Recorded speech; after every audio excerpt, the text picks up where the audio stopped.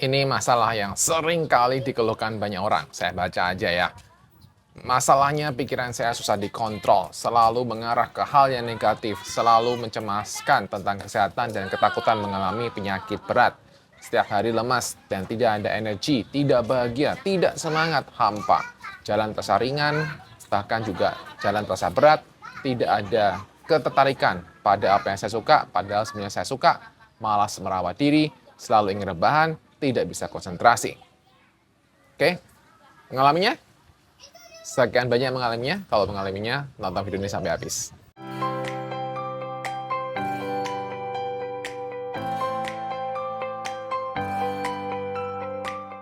Teman-teman kenapa bisa ngalami itu? Banyak sebabnya. Ya, ada banyak sebab-sebab yang mengalami hal itu dari Anda punya trauma masa kecil, Anda punya stres yang sedang Anda alami sekarang saat ini, Anda punya stres itu banyak ya teman-teman. Stres karena kita masalah fisik yang belum selesai, masalah sakit yang belum selesai, stres karena sesuatu yang di luar kita, yang tidak sesuai Anda harapkan, ada keberatan dengan situasi yang terjadi, atau karena mungkin pernah akibat dari obat, itu juga bisa, dan juga bisa dari sebab-sebab yang lain. Itu banyak faktor teman-teman. Nah, itu salah satu sebabnya yang perlu untuk teman-teman pahami. Nah, begitu teman-teman udah tahu sebabnya, maka kemudian kita bisa masuk ke solusinya.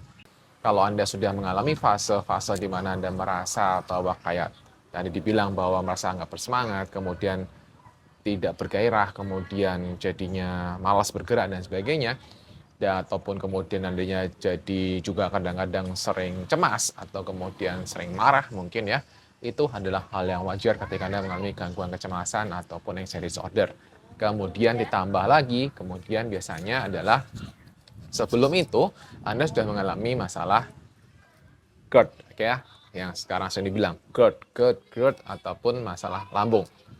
Dan atau setelah Anda mengalami semua kecemasan itu, kemudian Anda mengalami yang namanya masalah gangguan lambung. Itu juga bisa terjadi, teman-teman.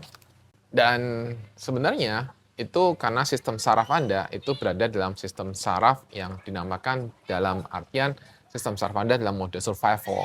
Nah, ketika sistem saraf dalam mode survival, maka akan terjadi hal demikian. Jadi untuk mengatasinya adalah bagaimana untuk Anda bisa keluar dari mode survival. Jadi kalau kita mengalami kecemasan, termasuk misalnya Anda mengalami trauma ya, anxiety, trauma gitu ya, PTSD, teman-teman, kita perlu kenal namanya window of tolerance, jendela toleransi dari kita masing-masing. Jadi setiap orang itu punya jendela toleransi, ada batas atas, ada batas bawah, ya. Nah, kita sehat ketika kita berada dalam batas ini. Kita masih bergerak ketika kita takut, kemudian kita merasa khawatir, atau kemudian kita merasa nggak nyaman, itu kalau kita masih di dalam area ini, itu masih oke. Tapi kemudian kalau Anda di atas, di luar window of tolerance, misalnya di atas seperti itu, Anda stuck di sini, atau Anda kemudian di bawah sini, Anda stuck di bawah sini, ya itu akan membuat Anda jadinya yang tadi, yang dikeluhkan oleh tadi saya bacakan di awal tadi. Sehingga bagaimana adalah kita membuat diri Anda yang ada di sini itu kemudian kembali ke sini. Dari Anda yang bawah ini kembali ke sini dalam window of tolerance, jendela toleransi.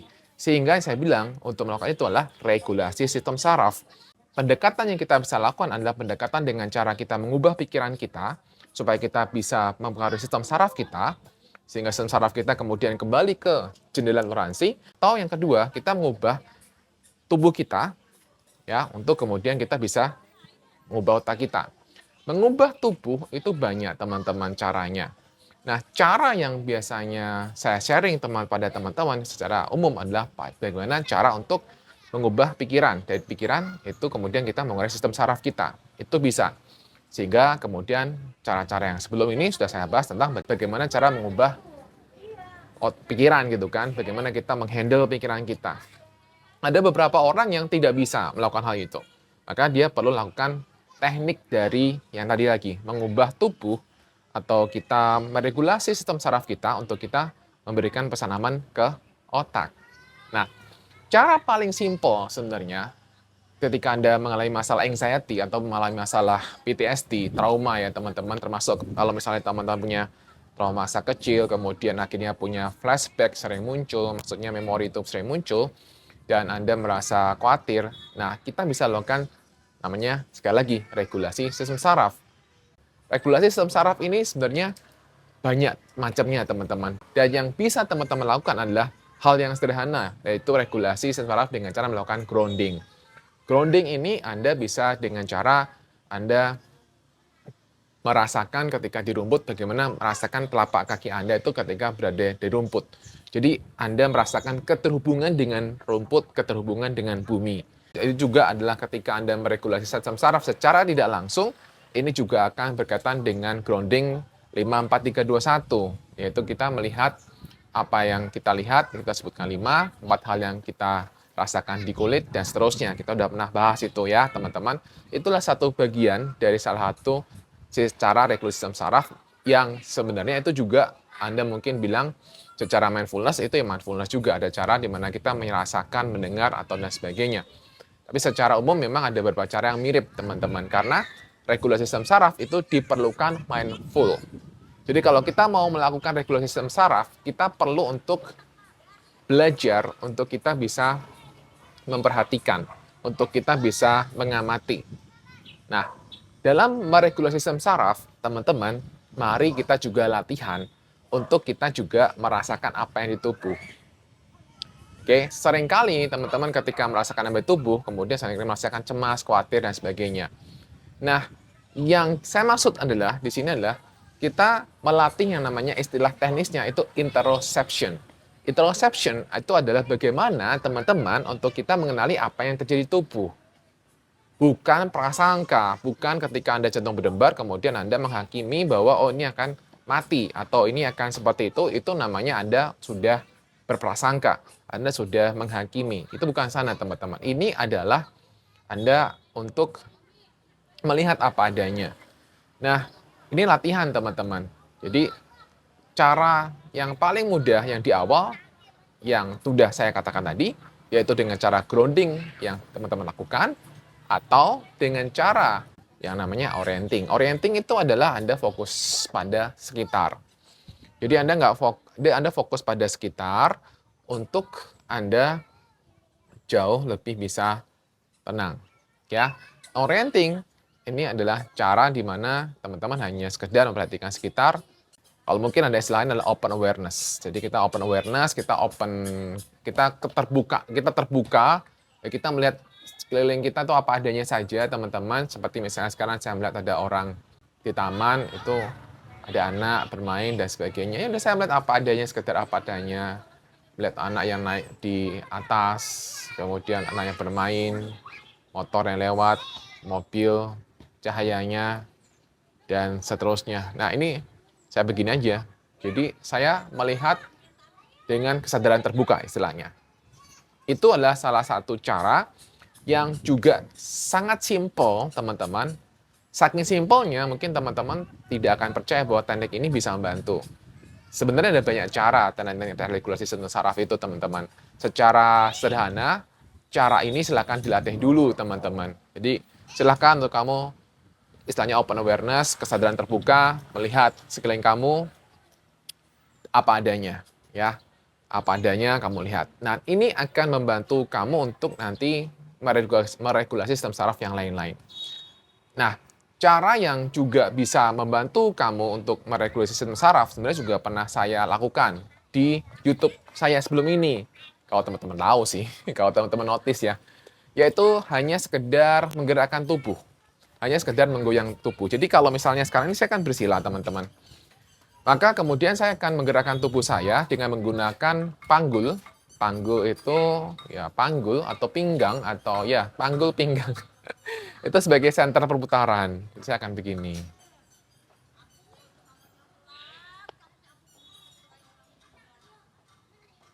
Pelan aja teman-teman. Nah, hal yang sederhana sekali dan teman-teman lakukan saja. Ya beberapa menit perlahan gitu kan. Dan kemudian rasakan perbedaannya. Mungkin teman-teman belum merasakan perbedaannya ketika teman baru melakukan karena mungkin terlalu cepat. Atau mungkin teman-teman juga sudah bisa merasakan perbedaannya. Ya, cara ini adalah cara yang memang sangat sederhana sekali. Tapi ini membantu kita untuk mengirimkan pesan aman ke otak kita. Nah, itu silakan dilatih teman-teman.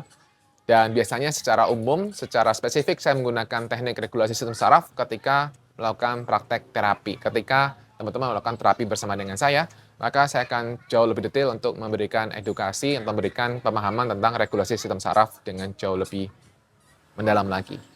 Oke, jadi sekarang Anda paling nggak tahu bahwa Anda bisa kok untuk mengatasi itu Anda bisa lakukan cara ini. Silahkan dipraktekkan saja.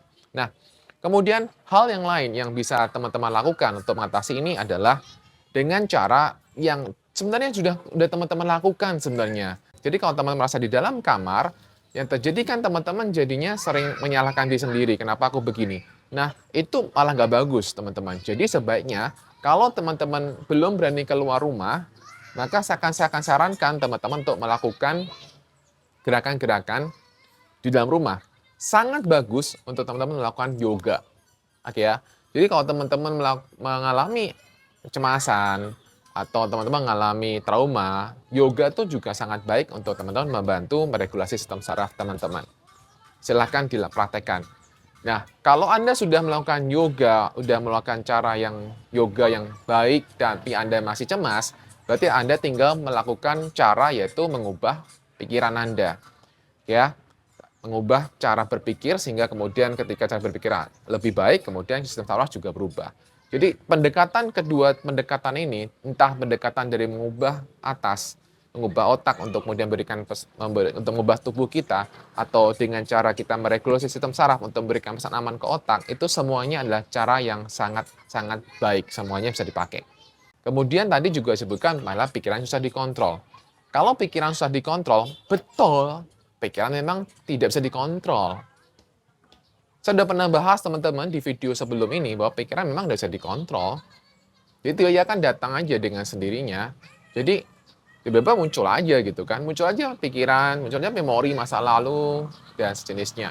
Sehingga yang perlu teman-teman lakukan adalah teman-teman hanya perlu untuk mempertanyakan saja. Ya, saya ulang, mempertanyakan. Kalau ketika mempertanyakan, maka kita akan mengaktifkan prefrontal cortex kita di depan ini, sehingga kita akan bisa jauh lebih sadar, dan itu akan membantu kita jauh lebih tenang. Mempertanyakan, dan kemudian setelah itu Anda bisa berikan afirmasi. Nah, cara-cara lain saya sudah bahas di online course mengatasi teror pikiran negatif. Itu ada lebih caranya, lebih spesifik lagi yang bisa teman-teman ikuti ya di kursus online mengatasi teror pikiran negatif. Pertanyakan seperti apa? Pertanyakan sudah pernah saya bahas di video yang lalu juga sebenarnya, teman-teman ya. Oke, jadi intinya Anda pertanyakan, apakah saya bisa yakin bahwa 100% absolut bahwa pikiran ini benar adanya? Ya kalau nggak bisa, apakah perlu saya pertahankan? Apakah perlu saya bawa? Enggak kan? Enggak, lepasin lah teman-teman. Oke, tarik nafas panjang, kemudian hembuskan. Lepaskan, izinkan, benar lepaskan. Ya, itu akan membantu teman-teman. Kemudian tadi yang kalian sering mengalami lemas dan sebagainya, itu akan kembali lagi ketika Anda sudah tidak cemas lagi. Supaya Anda nggak lemas-lemas terus, Anda bisa lakukan olahraga, itu juga membantu. Anda juga cukupi kebutuhan gizi, jangan hanya mikir terus, jadi nggak makan-makan gitu kan, atau mungkin Anda hanya makan tapi nggak cukup kebutuhan gizi, itu juga membuat bisa lemas terus-menerus. Jadi silakan untuk teman-teman bereskan. Dan sekali lagi teman-teman, itu hal yang bisa teman-teman untuk lalui semuanya, karena apa yang terjadi teman-teman sebenarnya, teman-teman dengan terus memberikan pesan aman kepada tubuh, dengan teman memberikan pesan aman, teman-teman akan jauh lebih baik lagi. Oke, demikian video singkat saya, semoga bermanfaat bagi teman-teman semuanya. Oke, Bapak Cemas.